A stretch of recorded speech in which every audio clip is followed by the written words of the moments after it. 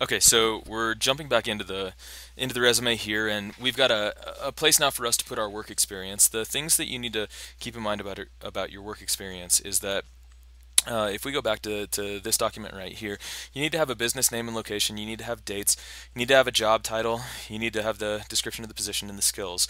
So if we look at that, that's one, two, three, four of these rows, and I have it set up on this one with a couple of different column widths and things like that. So we're going to go in and we're going to do that. Under this work experience, this is going to be kind of like your objective up here. We don't want to have lines on the end, so we're going to go ahead and we're going to go into the borders and shading, and we're going to take off those side borders right there. Okay. Now in here, this is going to be where we're going to go ahead and we're going to put the information that we had, just like we did on this one. So we're going to have the business name and we're going to have the dates, and that's going to be our first line up here. If you go back to this document, if we merge these, if we merge those cells, now we've got something where we would put the title of the business, and we can have the dates over here. Now when we go in here, right here, if we go in here, we only have enough space in our table right now to go ahead and put the job title, so we need to add a couple more rows underneath. And the way that you're going to do that is when you go in here, what we're going to do is we're going to add in all of these we're going to highlight all of those rows, okay? And then we're going to right click and we're going to go to where it says insert, and we are going to insert rows below the selected row, okay? So now we've got a whole bunch more rows that we can work with. So under here, this is going to be where we've got our business name. Right there, this is going to be where we have our dates, and in here we're going to have the rest of the things. So if we go back here, right, if we go in here, we need a business name and location, we need the dates, we need the job title, the description of the job, responsibilities, and then we've got our skills. So we go in here, the business name. For me, the business name that I've got in terms of my work experience, I might put in Doherty High School. And Doherty High School, right? I can go ahead and I can put in the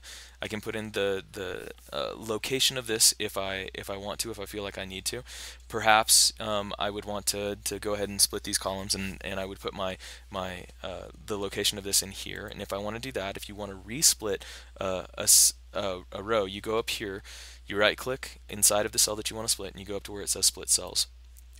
And you're going to make it into two columns, and notice that it's going to bring that back. So in here, what I might do is I might go ahead and I might put the location. So this is in Colorado Springs, and then I'm going to put and I probably want to put the state, so Colorado Springs, Colorado. And in here, I'm going to put the dates of my employment, so 2009 to current. Then in here, right, I'm going to go ahead and I'm going to put in my job title. So I am an English teacher. You would put in whatever it is that you do at your job. And one of the benefits of tables is that you can apply formatting all the way across a row at the same time. So maybe I want all of these things at this level to be bold. So what I'm going to do is I'm going to make sure that I've got that highlighted. I come up here and I hit bold, and now Doherty High School, Colorado Springs, Colorado, 2009 to current, that's all going to be bold. English teacher isn't going to be bold. If I go back in here, notice that I have it set up right here so that there's an entire space in that line for the job description. So I'm going to go in and I'm going to merge those cells so that I make sure that the job titles are always going to be on the same line. Then if I go back in here, the next thing that I've got is I've got the description of the positions and job responsibilities. So if I go back to this one, what I can do is I can go ahead and I can merge this one as well. And then I can type in my job responsibilities, right? My job responsibility as an English teacher is to develop relationships with students,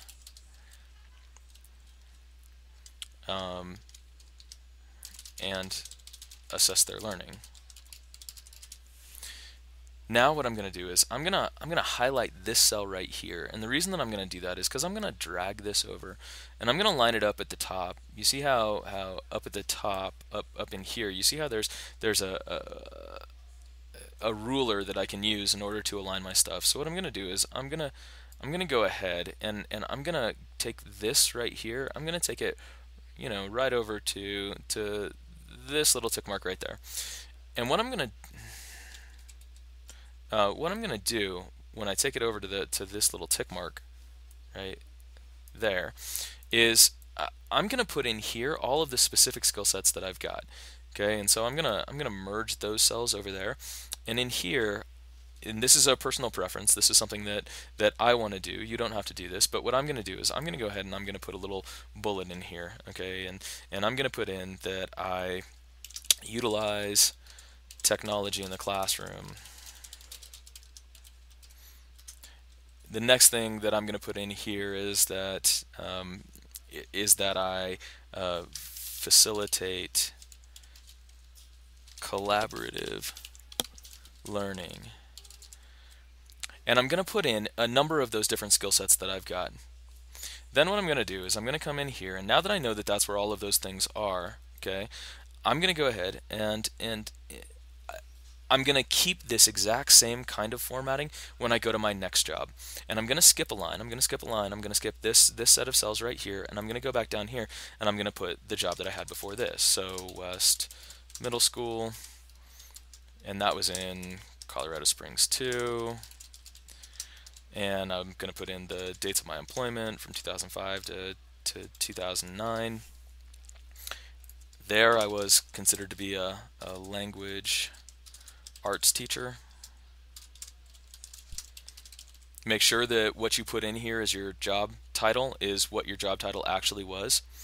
Notice again that I'm going to be out of rows, so I'm going to highlight the amount of rows that I want to add. So I'm going to do that right there. I'm going to right click, I'm going to go to insert, and I'm going to insert those rows below. Here, this is going to be where I put, the job title, right? And I might have the exact same job title, but I don't want to put in the exact same job title necessarily. I don't want to put in the exact same list of skills. And so what I'm going to do when I go to this one, again, I'm going to follow my formatting, so I'm going to merge those cells. What I'm going to do in here is I'm going to say that my job was to deliver, and I'm going to use the words that are important in educational speak. You would change that for whatever kind of job you're looking at. But I delivered differentiated instruction to a wide audience. And then, because I had a period here, I'm going to keep a period there, or if I want to take the periods off, then I'm going to take the periods off. I want to keep those on. I'm going to highlight this cell again. I'm going to go through the same process where I drag this over. And you can see that I've got this line that helps me guide exactly where things are. So when I put that right there, now what I've got is I've got everything lined up. I'm going to go back up because I had the same formatting up there. I'm going to go ahead and I'm going to apply the same formatting here. And I'm going to type in, some of my things that I was supposed to do there. So I was a team leader. I worked closely with the library. Okay, and I would put in any other skill sets that I've got. This right here should be bold because this was bold up here. So when I go in and I highlight that, I can make that bold.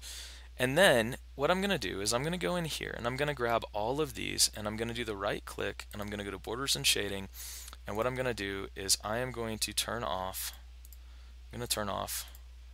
all those borders. And now I have something where you can see kind of quickly where the different places are that I've worked. Everything is aligned, so I don't have to worry about my alignment anymore, and it's starting to look like an actual resume. Again, I'm going to go into this one and I'm going to move on to the next section. So what I'm going to do is I'm going to go into the borders and shading and I'm going to take off all of those ones, and now I've got another one of those breaks, one of those line breaks right here. Now sometimes it's worth it to make sure that you have a space, so if I wanted to I could undo that, and instead of having this part up here be the line break, what I could do is I could go in and I could do my borders and shading and I could turn off that top line and I could leave the bottom line, and now when I change this one, now that line is underneath my next thing. Okay, and it's the same thing here. If you want to put a space in between your work experience and where your first, job is, you can do that. You can see that things are starting to become more aligned. Okay, and as I'm going through, I've got, I have not only a clear distinction between which one of the things are my headings for each one of these sections, but I've also got a clear distinction between each one of the jobs that I've worked at. My next thing in here, if we go back to our creating an effective resume piece, which I actually borrowed. I borrowed that. I grabbed that from a site that's online. You can see where that site is right here. So you can go and you can look at the original document. If we go and we look at what they said you should look at, and we look here, the next thing that we're going to put in is we're going to put in your education. And the reason that we're going to put your education next is because we need to identify the fact that you are actually going to soon be a high school graduate. So we look at what this is, right? Education, the high school name, the GPA, the class year, expected grad date.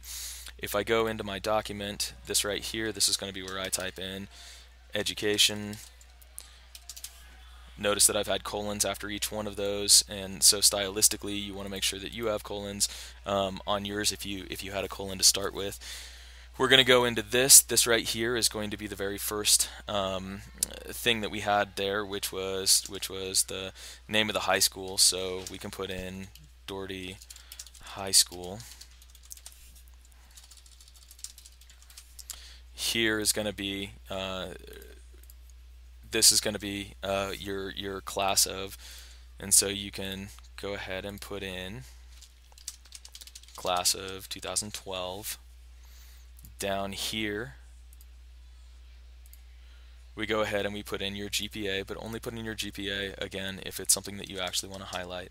So GPA, and I had like a 3.2 in high school, and then we're going to go back to this one and your expected date of graduation. Okay, expected date of grad, and that's going to be 5 slash, it's like the 25th or 26th for you guys, 2012. Now once you actually graduate, you can go ahead and you can either take this out right there, or you can have date graduated and stuff. In here, I had, on the other ones, I had these merged. You don't have to, but it makes it easier sometimes when you have merged cells so that you can take a look at those very quickly. And then I'm going to go in and I'm going to do my borders and shading again. I do this, I do that, I'm going to do this, and there we go. Now I've got education. And you go through and you do the rest of your resume kind of like that, and you move things around. One of the things is that if down here, if by the time that you get down into this level, if you get down into like this level down in here, and you're going to identify your skill sets again for your academic achievements and stuff, you need to make sure that when you do your alignment, when you pull over, when I highlight one of these cells and I pull this over, I need to make sure that it's in line with what the ones are up here, so that I don't end up with things being off a little bit. But once you do this, once you have your information in a table like this, it's very easy to take this information right here about that job out and just repopulate it with something else. And when I go to type back in here, if I go in here and I don't want to do West Middle School, I want to say that this is Doherty again, and I type in, it's going to keep the formatting the same. Also, if I wanted to make a change, like to something like this, or to this entire thing, and let's say that I wanted to make it italicized, it's very easy to select it in the cells and turn it into a different font or a different size or a different whatever it is that you want to do. So that's kind of the benefit of working in tables. And what I want you to do is I want you to go through and I want you to finish out your resume doing exactly what we did up in this top part with the rest of your qualifications.